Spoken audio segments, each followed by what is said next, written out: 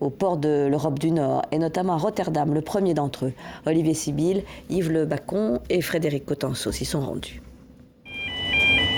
Ici, le décor tient de la science-fiction. Pas la moindre silhouette humaine à l'horizon. Camions, grues, sur ce terminal, tout a été entièrement automatisé.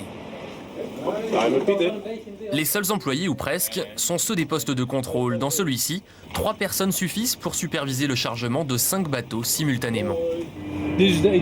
Ces véhicules automatiques sont équipés de moteurs diesel. Ils sont téléguidés grâce à des émetteurs placés sous le sol.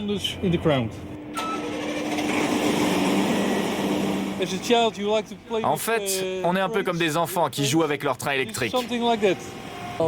C'est impressionnant de voir ces véhicules avancer tout seuls.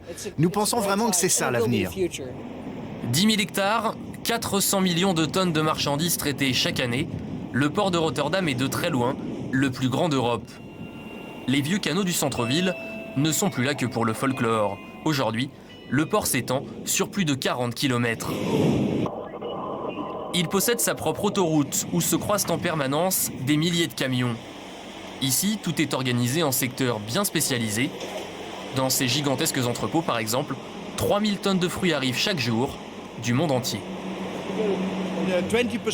Il n'y a que 20% du stock qui reste aux Pays-Bas.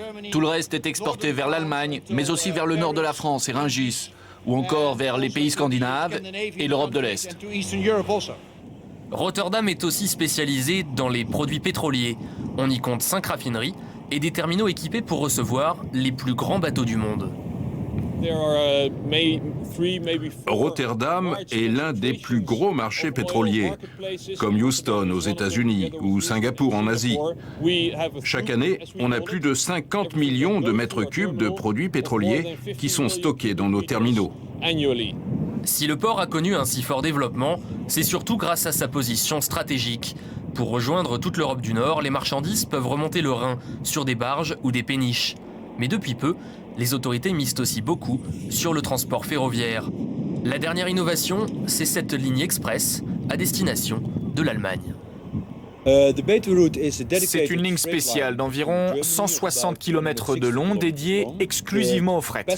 D'ici quelques années, on espère atteindre sa pleine capacité et faire circuler entre 400 et 500 trains par jour.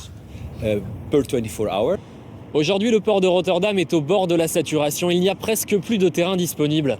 Alors pour continuer à se développer, la seule solution est de gagner de l'espace sur la mer. D'ici 5 ans, 2000 hectares de terrain vont être aménagés. Ils devraient permettre de traiter ici chaque année plus de 500 millions de tonnes de marchandises supplémentaires.